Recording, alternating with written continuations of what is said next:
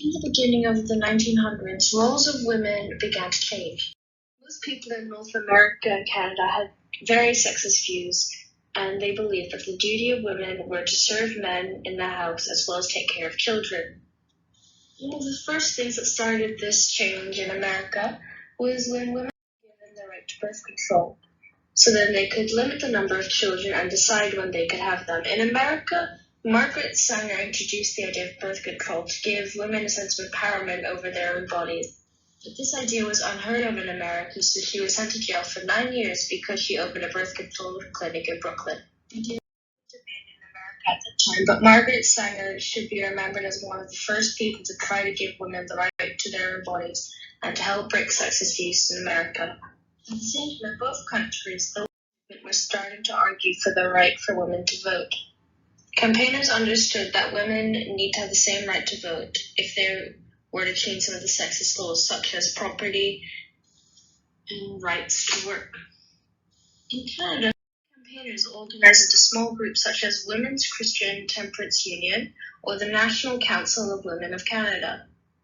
In the 1960s, some provinces started to give the right for women to vote, which is just before the US Congress gave the right for women to vote in 1920.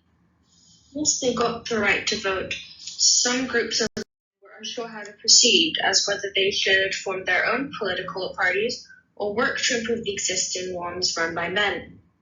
One of the most influential ones was the Canadian Federation of Business and the Professional Women's Club, which fought for equal employment and still exists today. Women's rights in North America have improved dramatically over the past 50 years. Wages of employment have risen, and they don't have to marry so young and become dependent on a man. For example, in the early 1900s, women got married at around 20 years old, and now the average is only 28 years old. With birth control, women also have kids later and less in total. However, attitudes have not changed. And in a survey in 2018 by the University of Chicago, it showed that some states in America have as much gender discrimination as they did 50 years ago.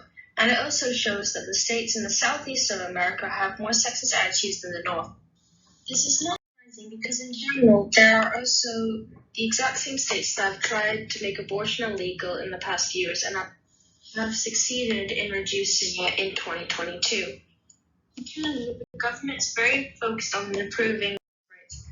They are focused in 6 areas: education, prosperity, and employment, democratic rights, reducing gender violence, and women's health, as well as being equality for women around the world.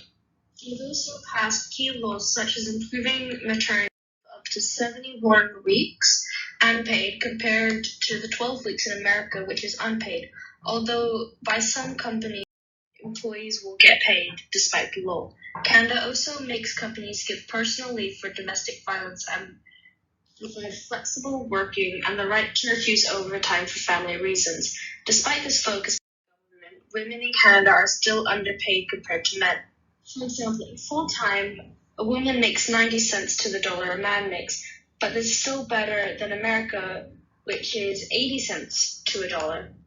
In conclusion, sexism against women have changed over the past few years. However, not all. An example is equal pay, and now in America, abortions.